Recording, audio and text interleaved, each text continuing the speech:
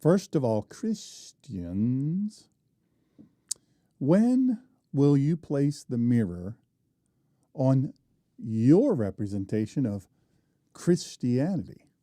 When will you put that mirror up there? When are you going to place that mirror up there to find the faults and failures of all those Christians preceding you?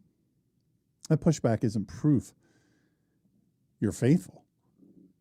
Sometimes pushback is proof your pride got touched. Because anytime the Bible confronts false witness, arrogance, and contempt, somebody calls it compromise. But here's the reality. Here's the reality. The gospel never gave you permission to sin with your mouth. And the Bible never gave you permission to dehumanize your neighbor. So today I'm going to do three things. Three things. I'm going to define what compromise actually is.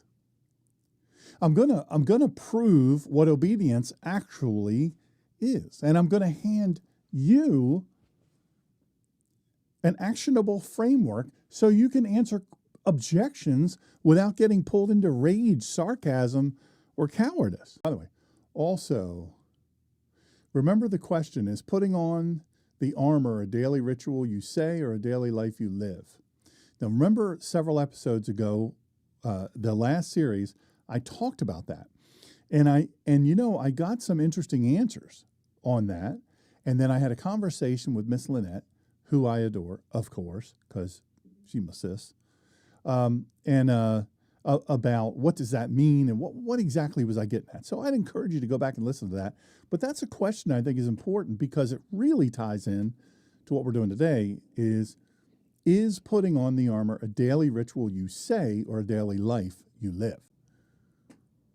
When you hear this series, what do you feel first? It's an honest question. I mean, it's a reasonable question.